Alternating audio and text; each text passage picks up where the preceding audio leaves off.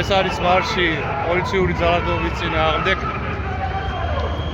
სისტემა დამპალი არის, ჩანს უკვე ეს არის სისტემური დანაშაული და აქედან ვერ უნდა გამოძვრეს რეჟიმი. იმის თქმა, რომ ეს ხდებოდა 22 წელს, 4 წელი დასაკეთებდნენ მაშინ. ეს კადრები ხორცელდებოდა პოლიციურ ჩატში. ამის შესახებ იცოდნენ ასობით პოლიციელმა. ამის შესახებ იცოდა მთელმა ქოც ობერ სისტემამ ხელისუფლების მაღალ ეშელონებში, ხო? უბრალოდ ეს რომ გამოჟონ ამ ინფორმაციამ იძულებულები გახდნენ რომ დაეჭირათ ეს ხალხი 4 წლის შემდეგ 2026 წლის თებერვალში. და კობახიძე როცა ეს დანაშაული ხდებოდა 2022 წელს იყო პარლამენტის თავმჯდომარე. ანუ პირი კონსტიტუციური, რომელსაც უნდა გაეკონტროლებინა პოლიციაც, მთავრობაც და ყველაც. და მან იცოდა ეს დანაშაული ხდებოდა, მაგრამ არაფერი გააკეთა საიმისოდ. ასე რომ თავს ვერ გაიმართლებს. კობახიძე უნდა გადადგეს და პასუხისგებაში მიეცეს ყველა იმ უფრო მაღალი თანამდებობის პირთან ერთად, პროკურორებთან ერთად, რომლებიც ამას ყველაფერს შესაბამის რეაქციას არ აძლევდნენ. აი ეს არის. კობახიძე არის გადასაყენებელი და დასასჯელი. ვერ გაუვა ვერავითარი თავის მართლება. ეს არის სისტემური დანაშაული, რომელიც აუცილებლად მივა სტრასბურგამდე და ჰააგამდე. ამ წამებას მასობრებს არა აქვს არავითარი ვადა. რადგან არ უნდა გავიდეს, აუცილებლად დაიჭება ეს დანაშაული. ეს ყველამ უნდა იცოდეს მოწმანდაში.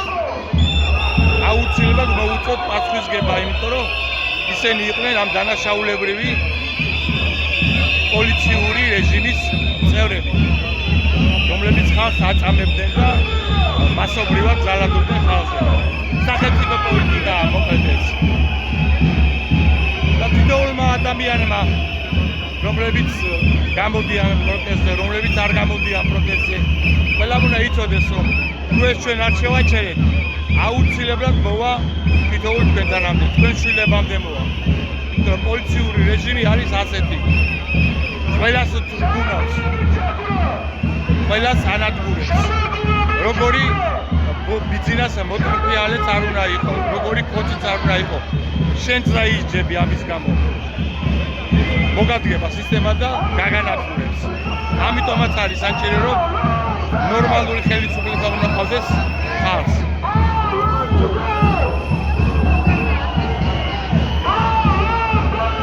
აი ასე მეგობრებო, გამოდით ქუჩაში, გააპროტესტეთ, სანამ დრო არის.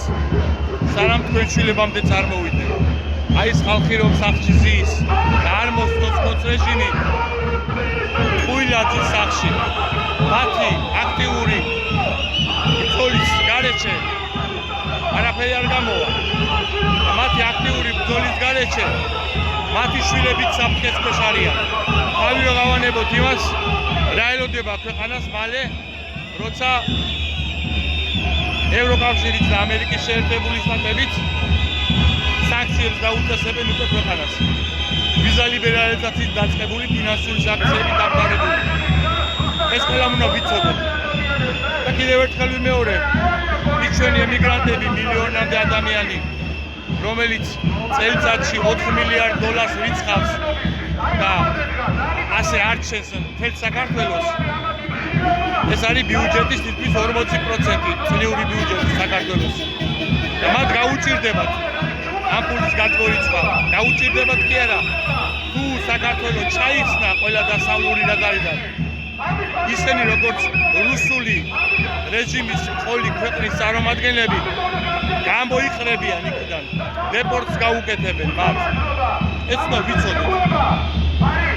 და მე ის ხალხი, ვინც ემიგრანტების გამოგზავნილი ფულით ცხოვრობს აქ და ლაღობს და სახლში ზის და არც ირჩენებს ამ უბედურებას, რაც ბორია ივანაშვილმა დააღწია საქართველოს.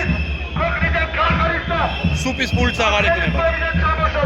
ასე რომ ბრძოლა ბოლომდე არ უნდა შევარჩინოთ რეჟიმს, კოც რეჟიმს, რუსულ რეჟიმს. ეს პოლიციური თავგასრულობა.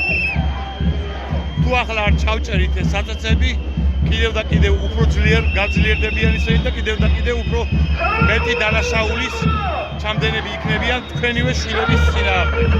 ვიცოდეთ ეს ყველა. ამიტომ გადაარჩინეთ საკუთარი შვილები. გადაარჩინეთ საკუთარი სამშობლო. იბრძოლეთ. აი ეს არის მოწოდება, მეტი არაფერი. არ იბრძოლებ, გაღანატყურებ. ჩამოასახლებენ აქ ასობით ათას უცხო ტომელს, ჩაანაცვლებენ ქართველებს და აღსრულდება ხრუშჩოვს უსლოვისეული საოცნებო გეგმა, რომელსაც ასრულებს კრემლის დივერსანტი ბორია ივანაშვილი საქართველოს ქართველების გარეშე.